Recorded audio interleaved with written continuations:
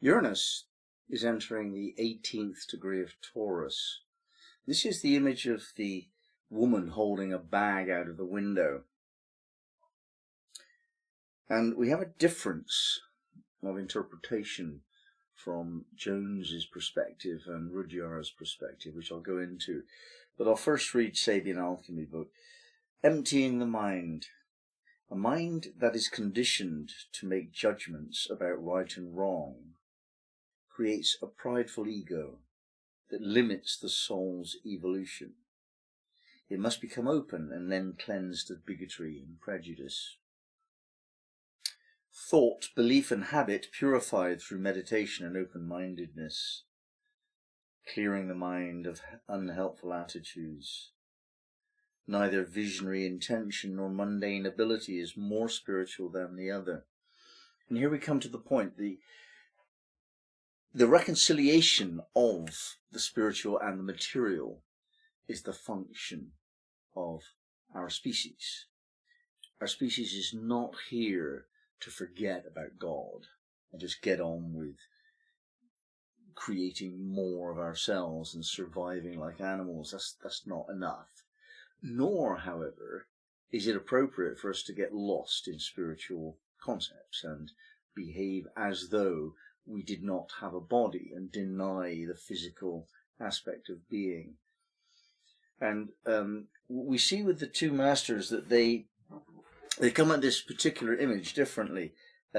Jones says this, that this is the symbol of the soul's high ministry of service to every purpose and function of living, and of the individual's self-fulfillment as he furthers the overall ends of men in general. There is here an exaltation of every commonplace activity. Life comes to its ultimate fruition as a community realization, with everyone increasingly aware of his fellows and ever seeking to encourage them in their daily routine. He's focusing on the mundane aspect of life, whereas Rudyard, a woman airing in an old bag through the open window of her room, the keynote, the cleansing of ego consciousness. In this third stage of the present sequence, the first two stages should be considered background. We'll look into those in a minute.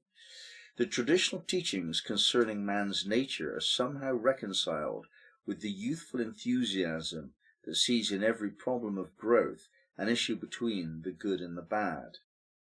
The symbol suggests that the real enemy is within the mind. It is the ego and its attachment to possessions. The mind is shown in the likeness of a bag, now empty and needing to be aired in the sunlight. But the window must first be opened and the bag emptied. We're in the Taurus expression of awakening. So these 5 Sabian degrees from 16 to 20 deal with this whole question of becoming aware of ourselves as awakened beings, as realized beings. In other words, not clouded by the fogginess of illusion, but awake and seeing and opening up. It's a big process, this. It perhaps is the process of living. And we have in Taurus 16 the idea of the old man trying to reveal the mysteries in vain. But he keeps on trying. And then in 17 Taurus we have swords and torches, the battle between them. And this is likened to the battle between what we feel like doing and what we think we ought to do. And we come here now to Taurus 18, and Uranus is going through this for quite some time. And we have the empty bag held out of a window, which Jones sees as an affirmation of the day-to-day routine. You're going shopping. Where's the big deal? Well, it is a big deal because you approach everything from a spiritual perspective, even which toilet roll to choose, if you're an enlightened person. Whereas Rudyard is saying, actually, if we look at this on the more sort of spiritual side, we'll see that we can't build on a closed mind. It just won't work. You have to empty the mind first. And we remember that story of a Zen master who pours and pours and pours until the cup is overflowing in the student, and the student is wondering why the master is doing something so silly. It's metaphor. It's saying, look, this is your mind. It's too full. I can't put anything in it. It's overflowing with all the stuff you've got in there.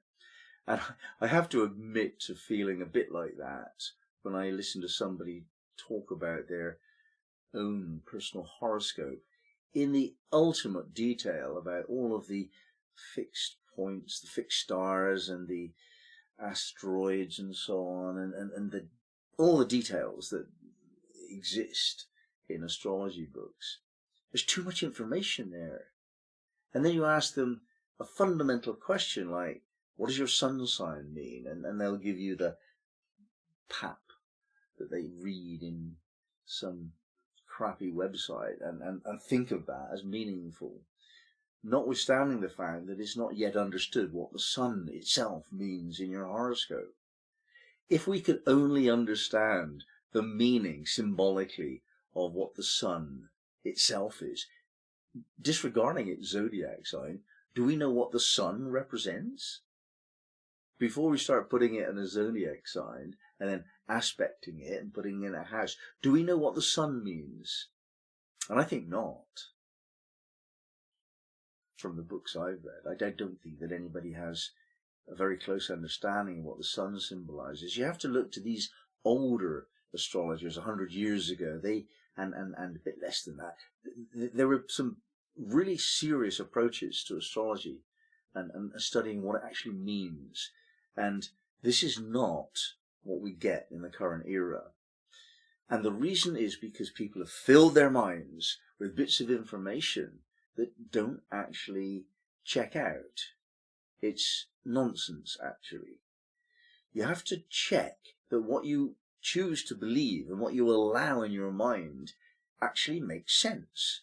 Does it check with other things that you believe? Does it work? Or are you just taking it on board because somebody has said it? Just because it's written in a book without your meeting the person that wrote the book? How do you know that that person isn't a complete idiot writing something that will sell, whether it's wise or helpful or not? That's how most books are published, really. Publishers want to make money, not teach people astrology. So you can't assume that what you read in a book is meaningful. And when Uranus is going through the 18th degree of Taurus, it's saying, empty your mind.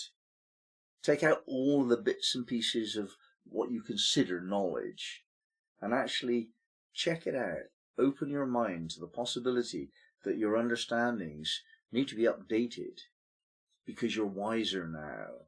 You can piece together more of the bits and pieces of wisdom that you've learned and come to a new understanding. Well, Uranus is going to do that rather quickly, isn't it? Because everything Uranus does is immediate. So you might have a breakthrough of understanding that not necessarily yet that you know the answer now, but that you can't know the answer, you won't ever know the answer if you clutter your mind with nonsense. You can't deal with the complexity of astrology with the mind. It's just too complex. It's actually beyond our reach to understand astrology fully. And that's because it's been cluttered. And what we have to do is unclutter the mind to approach the whole thing of astrology and actually the whole thing of living with an empty mind, a Zen mind. And you base what you know on what is legitimate experience, not what you've been told by somebody and you don't know whether their experience was legitimate. It might seem to be reasonable to you, but reasonable depends upon how intelligent you are. And none of us is without limitations on that score. And so we have to feel it as well as think it. And we have to look at what's going on. So during this period, when Uranus is going through Taurus, things will happen. And you have to notice what those things are and check that against the symbolism. And you have to think about that because the two masters here, Jones and Rudyard, are talking quite differently about their interpretation of an image that the psychic medium Elsie Wheeler gave us.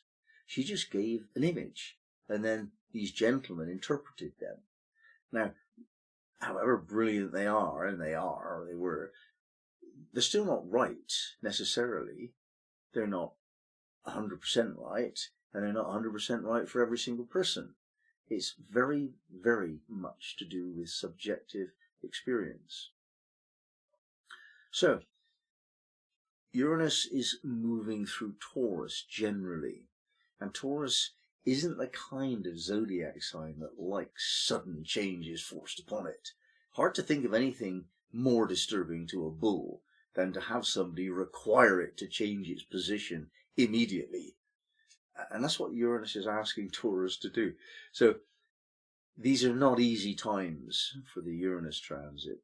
And indeed, when we look on the world stage, we find that quite a lot of ideas that we've held as if they were the case for quite a long time, they just don't work anymore on the level of the theory of physics, the quantum realities that we have to now embrace in our understanding on one level.